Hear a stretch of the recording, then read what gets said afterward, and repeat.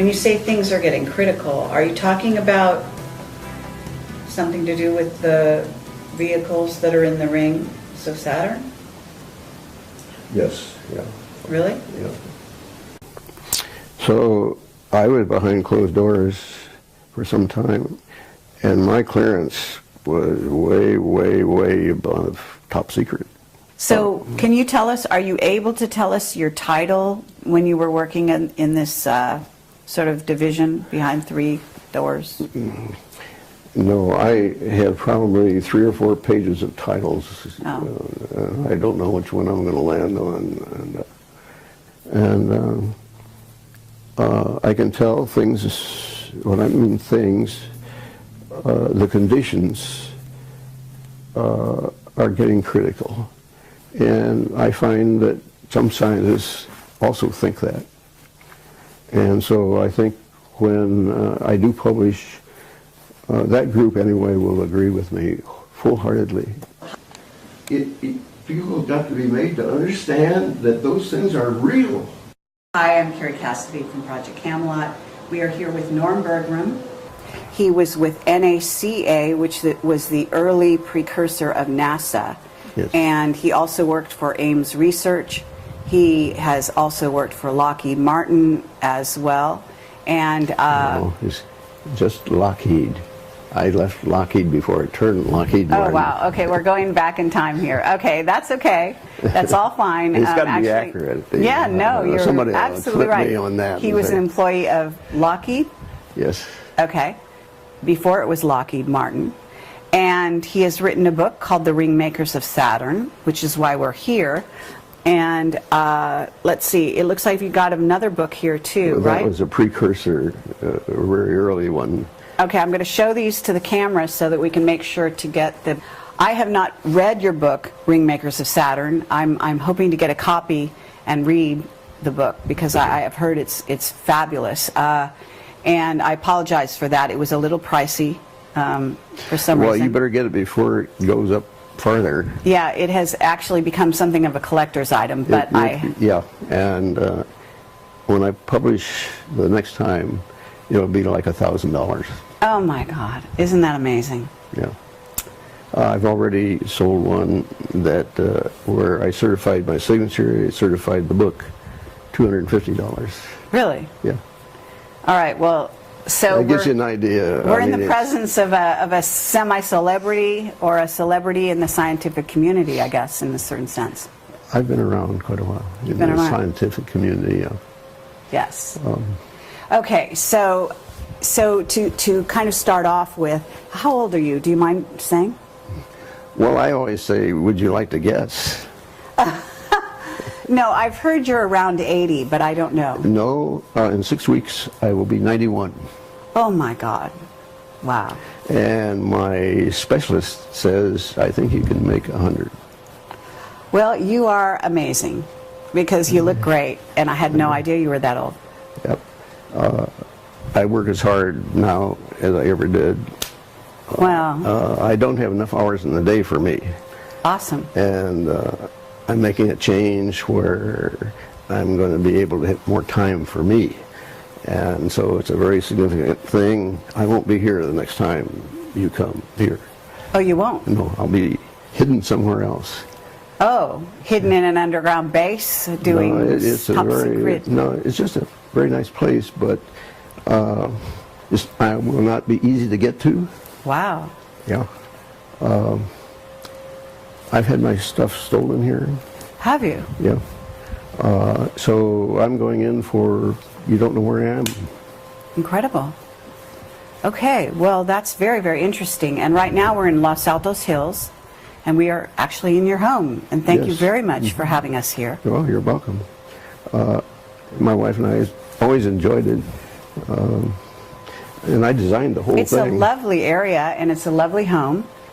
Thank you very much. And it's been very exciting trying to get here. I've actually, I wanted to interview you almost a year and a half, 2 years ago. Yes. And unfortunately at that time your wife had passed on. Yeah. And so you took some time, obviously. We're on our way to the Sacramento UFO conference. And so this was right on the way. Yes. And so it was very kind of you to let us come into your home. I'm glad that you're here. Thank you. So what I'd like to do is have you introduce yourself and your background, because obviously I've been getting a number of things wrong, because... Well, you got it right now, and the point I think you're interested in is how did I ever get interested in this? Well, I've got lots of questions, but we could definitely start with that. But first, before you do that, what I want you to do is I want you to talk about your background. I want you to talk about sort of how you made your career progress, I guess you would call it, in the scientific community. Okay. Well, it was at the time of the war, and I was with Douglas Aircraft. And I was on the drawing board designing turrets for a fighter airplane, and it had to be heated.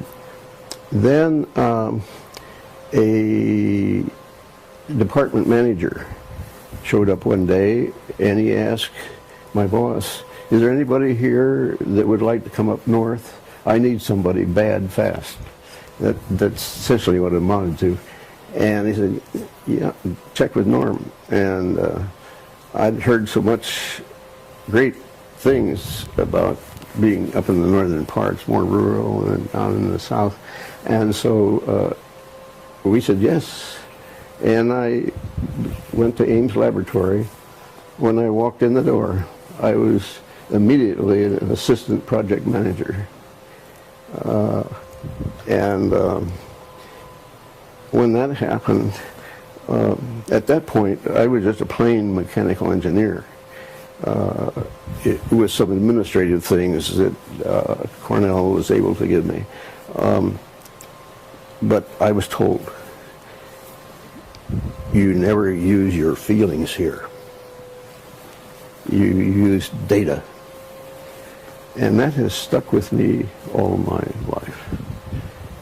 Don't use your feelings. And you've got to nail something down. And all right, so the project that I got on then was the beginning of the determination of how you design an airplane with thermal ice prevention. What the equations are to govern how much heat you have. This required flying around in icing conditions, and we measured drop size, temperature, and how much water was in a cube of space. You had to analyze the cold, the effect of cold on airplanes? Well, there were two purposes. One was to be able to have some airplanes fly over the Himalayas safely. And that was the first application to airplanes. And then the second was to be able to build an icing wind tunnel. And that was done in Cleveland, Ohio. What year was this? Oh, golly. Approximately. 1945 was when they started to build, I think. The flights were mandatory, and what we had was a sort of a dummy wing mounted amidship where we could adjust the heat on this model and determine exactly how much heat it took to get the ice that you saw there to go away. Oh, I see. There were some precarious flights. Well, What about flying in the Antarctic? Did you have to fly, or did they do any tests down there? I think it's probably safer to fly in the Antarctic than it is where we flew. Oh, really? Yes, because that it precludes formation of large drops.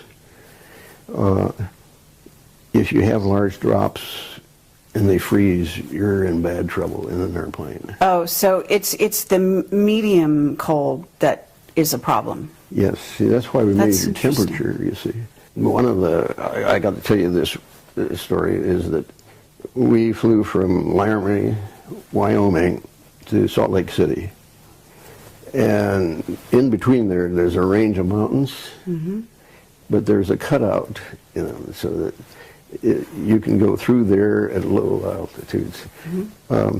This particular flight, I could tell from the instruments that I had, which were virtually the same as the pilots, that, hey, we're losing altitude. I've never seen an altimeter hand spin like this. It just went around. Oh, wow.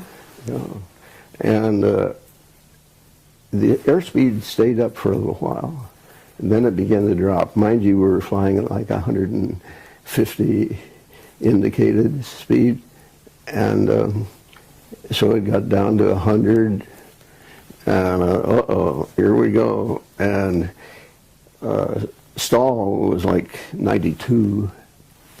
We hit 93. Wow. And at that point, the pilots had poured on all the power to the engine they could get. The hand for the temperature, the piston rings were in the red, which you should never fly an airplane like that, but we did in order to get out of this downdraft. I see. And so that's the kind of thing we went through. Wow. And why did that happen? Was it just that because it had this down sort of area of between the mountains, or we would have crashed had we been over to the right or to the left. We had an airline pilot, a United airline pilot, that knew all these routes, and that's precisely why he was chosen. I see. So that we would have as safe flight as possible. Yeah, we would have intercepted, no question about it. Very, very interesting to go back in time this way. Let's fast forward a bit. Okay. Okay, and you went from studying this and from dealing with this and had exclusively, I'm assuming, to do with normal airplanes, right? Not rockets or going down to space. Not at that point, right. Not at that point. Okay, so at what point did you kind of move into the scientific area dealing with I don't know, did you go from there to Ames? Was it Ames or was it NACA? Well, you see, I was at Ames all the time. I did the icing work. Oh, you were. And I did some stability and control work. Okay. Particularly as it related to the roll of airplanes and if they would go unstable in a roll condition. And I found conditions where they would. And so we had a situation with the test vehicle called the X-17, I believe it was, where they spun it up to try to keep it stable, but they were testing the warhead. And it was a flight where the head would go Mach 15. Okay, so I was able to back out the reason for it, and it had to be that the missile, the material in it was just off enough. It's sort of like a tire that was not properly balanced, and it would whip. It just whipped. You know, so you had to know all of that. Did you also have to know things about weather? Because eventually the rings of Saturn, I think maybe there's a link up here. On our flights, we had a professional meteorologist, and the pilot, the meteorologist, and I always looked at the weather patterns.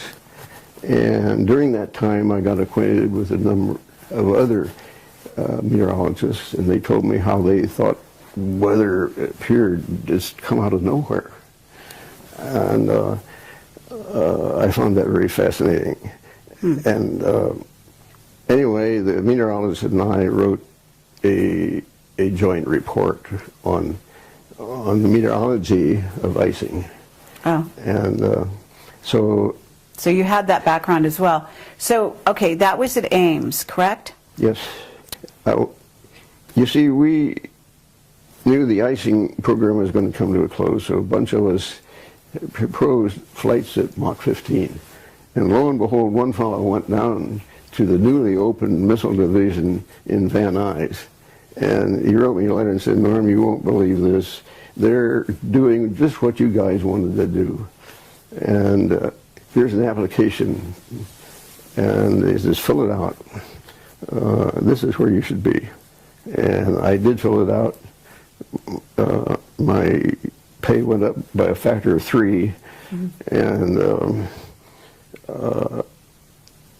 at one point where we had this instability of the test for going Mach 15 down there, the head of the project was so impressed with how simple it was to fix this that I became one of his favorite guys. I see. Okay, so at that point you're working a little more in, when you say the missile area, but was that was still, I mean, we're still talking about here on Earth, right? Yes. So how did you make that transition to looking at... No problem. The equations are the same, airplane-wise, as a missile. Okay. And as a rocket as right, well, right? Yep. So did you, I mean, I'm really not sure, but did you work on the shuttles? No. No? No, that was after. That was later. Yeah. That was. So what was the politics that went from NACA to NASA? Because you must have been around right during the transition, right? The idea of space was coming into the picture. And NACA was the National Advisory Committee for Aeronautics. So how do you fit it in? Well, we'll just invent another organization, and we'll call it NASA, National Aeronautics and Space Administration. I see. So they get both of them in there. But in a sense, when you were at NACA, because you wrote the Ringmakers of Saturn, so at some point you were already looking out to the stars, right? So if this organization was just called National Aeronautics, what was it, organization, NACA? The National Advisory Committee for Aeronautics. Advisor, okay. But they had to go into space before it became NASA. Didn't they deal with space? The only one that went into space before it became NASA was the missile I worked on in Van Nuys. Oh, really? Yeah. Where did the missile go? Where was it supposed to go? Were you shooting it somewhere? Well, see, we were firing it from Cape Canaveral and out over the ocean and make sure that we didn't land on any land down in there anywhere. Right. But no, that was really the early years. Okay, so you're working for NACA. When did you write the book? I wrote it in 1981, I believe it was. Had you left NACA when you wrote the book? Yeah. How long? I don't know. It wasn't. Approximately. When did you leave NACA? I guess it was like, it had to be Lockheed in this case. I think it was 59, something like that. Wow, so you wrote Ringmakers Saturn a couple years, like 20 years later. The Voyager 2 had finished its flights, and I had Voyager 1 and Voyager 2 data, and that I inspected and studied for quite a while. And that's when I wrote the first book, and I was so surprised at what I found that it took me like the 4 years to get the book published, because I wasn't sure that what I had was really right. And so I looked in many articles and books to see, oh yeah, this sort of fits what they're talking about there. Okay, you're okay, so publish it. And so the book came out in 1985. Okay, and that's the Ringmakers. That's the But the Ringmakers. other one, this one, That's 1971. I had left Lockheed at that point. And so I was down at Santa Cruz on a vacation, and one day I spotted a real bright light in the distance, and at first I thought it was a helicopter with the sun shining on the windshield. I was laying in the direction of the sun being from my back, and I was looking forward to look at the this bright image, and finally I decided, hey, that windshield couldn't shimmer like that, and I ran and got my camera and shot some pictures. That was really a convincing time for me. so was that a UFO? What we call a UFO? You know, when it comes to calling things UFO, I part ways with people. Okay, what would you call it? It's an IFO, because I named it. Okay. Okay. Well, did we build it? Pardon? Did we build it? Who built it? The craft? I don't know who built it, but what I found out is these things inhabit Saturn. That's where I first discovered them, and they're proliferating. They're now at Uranus and Jupiter. Wherever you see some rings now, why, that's one of these. You see the craft? Yeah, I call it a ringmaker. Okay, you call it a Ringmaker. Yeah, and I can say it's electromagnetic because I could identify streamlined patterns with respect to it that I knew were what we call potential lines, and that says it was electrical. Interesting. Well, so the craft that you saw in Santa Cruz was the first sort of precursor of your kind of giving you a heads up. Is that right? Yeah, and then for this book, I believe it was simply a picture taken out over these mountains. The object was over the ocean, but it was very bright, exceptionally bright. And So did you look at the sky with a telescope, or were you looking at the sky with just your naked eye? just naked eye. Uh-huh. But you saw these objects. Yeah. And did you talk to anyone about that? No. You didn't? No. And you just decided to write your book? Yeah, there were 26 copies of those. I don't know where the other 25 are. You're kidding. Yeah. You wrote 26 copies of this book? Yeah. That was how many were printed. And there's, wow, this is really a collector's item then. Yeah. That's I incredible. think you find one, why, I'd like Wow. to get it myself. Okay, that's fascinating. This is a interesting. Yeah, that's where I got the idea that there were streamers from these objects. And, or I couldn't have drawn that, okay? I see. What do you mean by streamers? Well, you see those... Yes. I mean, it's actually looks like art. Yeah, but yeah. I call those streamers. Arcs. I mean, do you know what that is? I can tell you what in our physical terms they would call it. They would call that pinched plasma. Oh, And it means it's hot because it's plasma. I see. And because of certain speed and all this kind of stuff, it comes out pinched. You know, it's a certain condition. When I saw it, it was though on the top of the cylindrical object, the color of those streamers was what I call a nauseating chartreuse. Really? Yes. It was really the most nauseous chartreuse I have ever seen.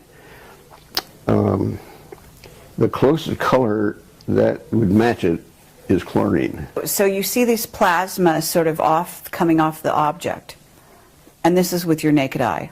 Yeah. Okay. So, I mean, you must have a very unique way of looking at craft, obviously. I can't say that was completely the case. I did get my binoculars by this time. Oh, okay. And that was helpful. Okay, and you filmed it as well, did you say?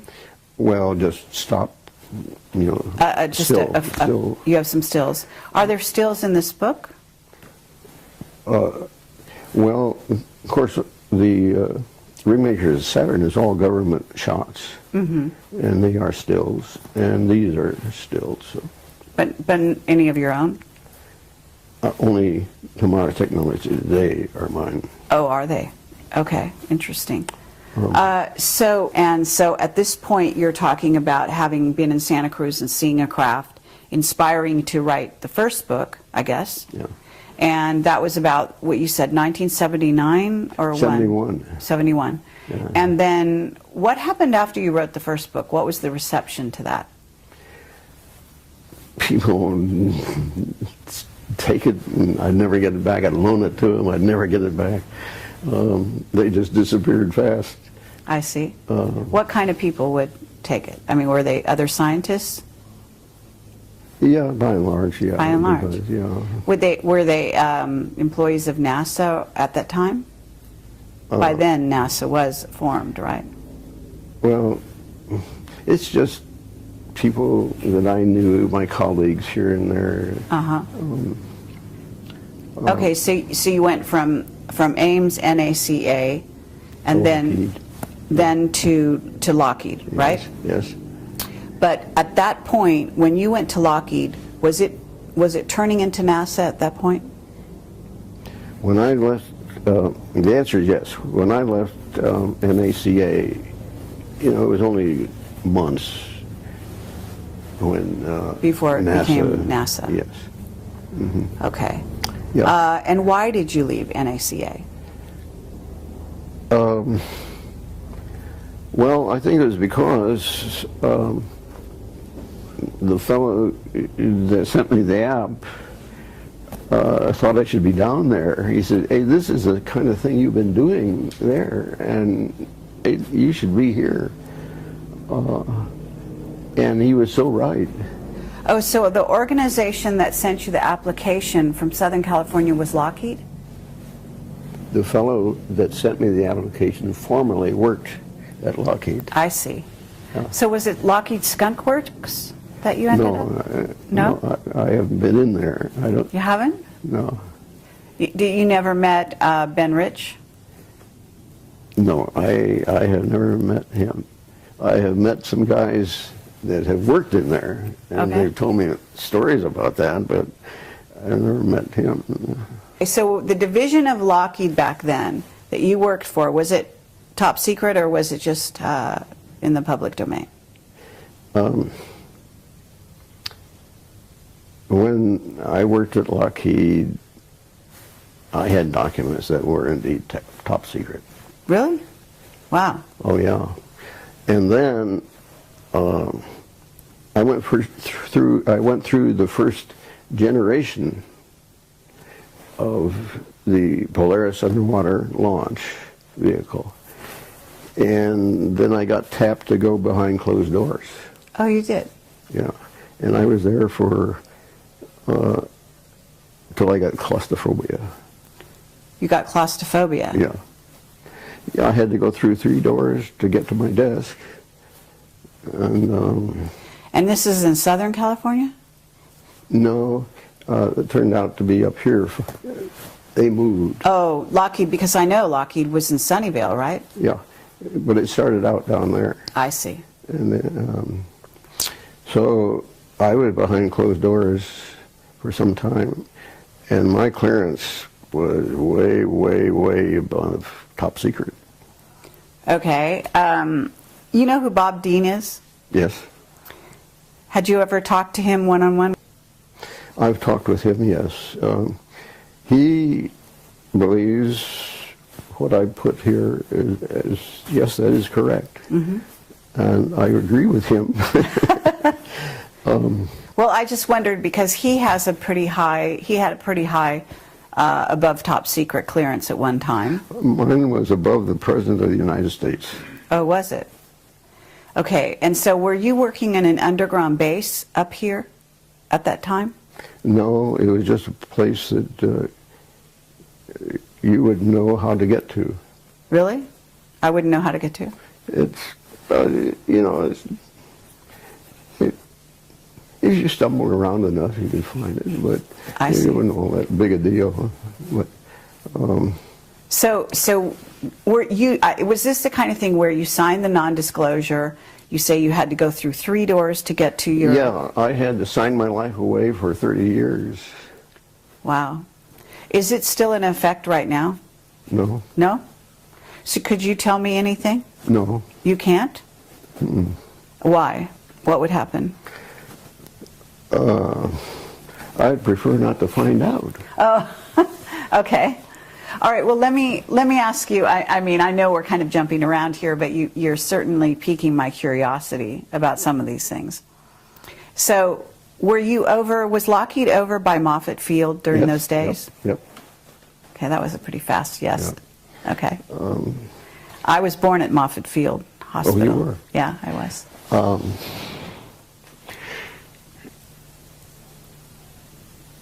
There was, were you there at the time when the Macon went down? The what? The Macon? The Macon? The Zeppelin, the dirigible. Oh, I don't know. I mean, I was very young. Yeah, okay, all right. So there was a dirigible that went down that in one, Moffett Field? You know, it's in that housing that is being stripped off of the top of it now. The hangar. The hangar. Has a lot of history.